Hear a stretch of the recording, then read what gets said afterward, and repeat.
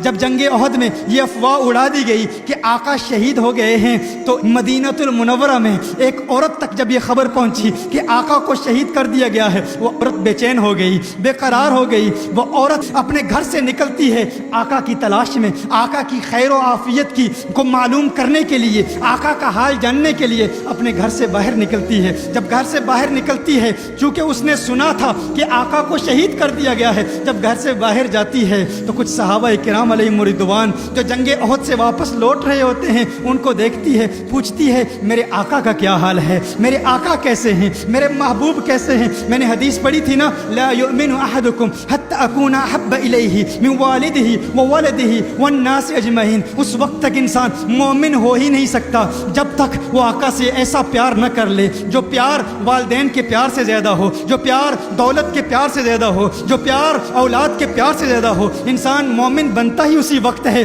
جب انسان آقا سے پوری کائنات سے زیادہ پیار کرے، ہر ایک سے زیادہ پیار کرے۔ یہی پیار کا تقاضا ہے۔ مصعب بن عمیر نے اپنے ماں باپ کو چھوڑا تھا، یہاں یہ ایک عورت آقا کے پیار میں، آقا کی تلاش میں بے قرار ہو کر مدینہ المنورہ سے احد کے مقام کی طرف جا رہی ہے، صحابہ سے ملاقات کرتی ہے۔ صحابہ کہتے ہیں ہے صحابیہ کیا تو جانتی ہے تیرے خامند کو شہید کر دیا گیا ہے، تیرا خامند شہید ہو چکا ہے، تیرے خامند کو قتل کر دیا گیا ہے۔ اس عورت نے کہا ارے میں نے خامند کے متعلق نہیں پوچھا، میں نے اپنے محبوب کے متعلق پوچھا ہے، بتاؤ میرے محبوب کا کیا حال ہے۔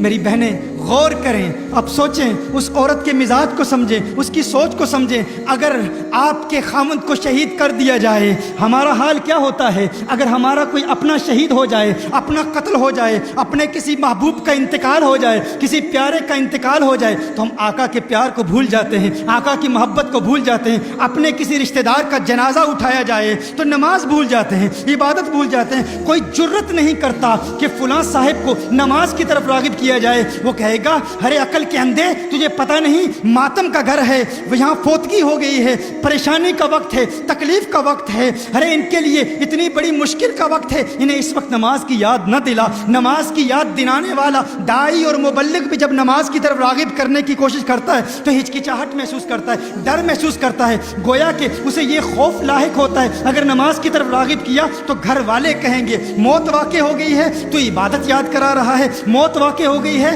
تو تدفین کے احکام سکھا رہا ہے، موت واقع ہو گئی ہے تو کفن کے احکام سکھا رہا ہے۔ ہر ایک ڈرتا ہے کیونکہ ہم نے ماحول ہی ایسا بنا لیا ہے نا، ہم نے ماحول ہی ایسا کریٹ کر لیا ہے۔ لیکن اگر ہمارا کوئی عزیز اقارب رشتہ دار اس دنیا سے چلا جائے ہم دین کو بھول جاتے ہیں، آقا کے پیار کو بھول جاتے ہیں، آقا کی محبت کو بھول جاتے ہیں۔ اور وہاں وہ عورت جو آقا سے پیار کرتی ہے، آقا سے محبت کرتی ہے، اسے بتانے والے نے بتایا تیرے خامند کو شہید کر دیا گیا ہے، تو خامند کے متعلق نہیں پوچھتی؟ اس نے کہا نہیں نہیں مجھے میرے محبوب کے متعلق بتاؤ۔ نہیں کہا کہ اس کے کفن کا انتظام، اس کے دفن کا انتظام، نہیں خامند کی یاد ستا رہی ہے، نہ ہی خامند کی محبت ستا رہی ہے، وہ جاننا چاہتی ہے میرے آقا کا کیا حال ہے، میرے آقا کیسے ہیں۔ ایک اور صحابی آتے ہیں، وہ صحابی کہتے ہیں تجھے پتہ نہیں تیرے بھائی کو شہید کر دیا گیا ہے، تیرے بھائی کو قتل کر دیا گیا ہے۔ اس نے کہا نہیں نہیں مجھے بتاؤ میرا محبوب کیسا ہے، مجھے بتاؤ میرے آقا کیسے ہیں۔ کسی نے کہا ارے تجھے پتہ ہے جنگ احد میں تیرے باپ کو شہید کر دیا گیا ہے۔ اس نے کہا نہیں نہیں بتاؤ میرے آقا کیسے ہیں، بتاؤ میرے محبوب کیسے ہیں۔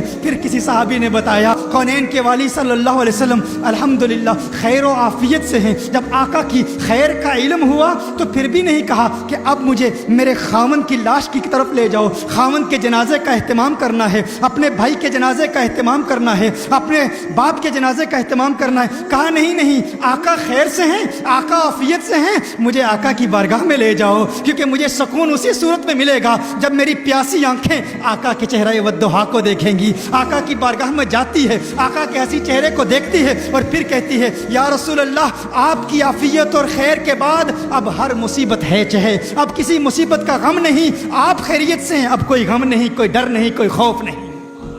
یہ پیار ہے۔